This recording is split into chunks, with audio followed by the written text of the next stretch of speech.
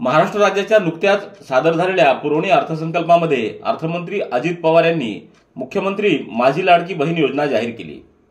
या योजनेचा लाभ घेण्यासाठी महाराष्ट्रातील कोट्यावधी महिला पात्र ठरणार आहेत।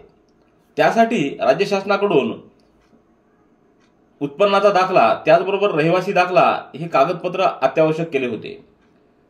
हे कागदपत्र मिळवण्यासाठी संपूर्ण राज्यभरामध्ये महिलांची मोठ्या प्रमाणात सेतू सुविधा केंद्र त्याचबरोबर नगरपालिका महापालिकांमध्ये मोठ्या प्रमाणात गर्दी दिसून येत होती। या पार्श्वभूमीवर काल दिनांक 2 जुलै रोजी राज्याचे मुख्यमंत्री एकनाथ शिंदे यांच्या अध्यक्षतेखाली एक बैठक संपन्न झाली। मुख्यमंत्री माझी लाडकी बहीण योजनेसाठी अर्ज करण्याची मुदत 31 ऑगस्ट पर्यंत वाढवण्याचा निर्णय मुख्यमंत्री एकनाथ शिंदे यांनी त्यांच्या अध्यक्षतेखाली झालेल्या बैठकीत घेतला आहे। या निर्णयाची माहिती उपमुख्यमंत्री अजित पवार यांनी विधानसभेत निवेदनाद्वारे दिली आहे। विधान भवनातील मुख्यमंत्र्यांच्या समिती कक्षात झालेल्या बैठकीला उपमुख्यमंत्री देवेंद्र फडणवीस, उपमुख्यमंत्री अजित पवार, महिला व बालविकास मंत्री आदिती तटकरे, मुख्य सचिव सुजाता सैनिक, वित्त विभागाचे अपर सचिव ओपी गुप्ता, नियोजन विभागाचे अपर सचिव राजगोपाल देवरा, महिला व बालविकास विभागाचे सचिव अनुप कुमार यावेळी उपस्थित होते।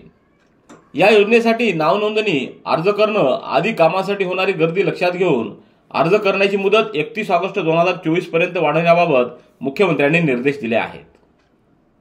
31 ऑगस्ट पर्यंत अर्ज करणाऱ्या महिलांना 1 जुलैपासून लाभ देण्यात येईल असा महत्त्वपूर्ण निर्णय घेतानाच योजना सुलभ आणि सुटसुटीतपणे राबवण्याचे निर्देश देखील मुख्यमंत्र्यांनी संबंधित विभागाला दिले आहेत।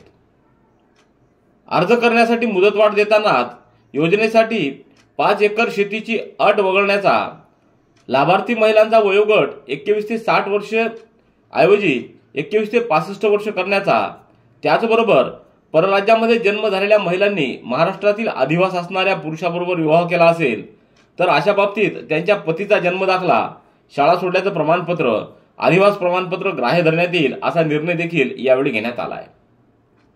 2.5 लाख रुपये उत्पन्नाचा दाखला उपलब्ध नसेल तर ज्या कुटुंबाकडे पिवळं किंवा केशरी रेशन कार्ड उपलब्ध असेल त्यांना उत्पन्नाच्या दाखला प्रमाणपत्रातून सूट देण्याचा निर्णय देखील या बैठकीमध्ये घेण्यात आला आहे।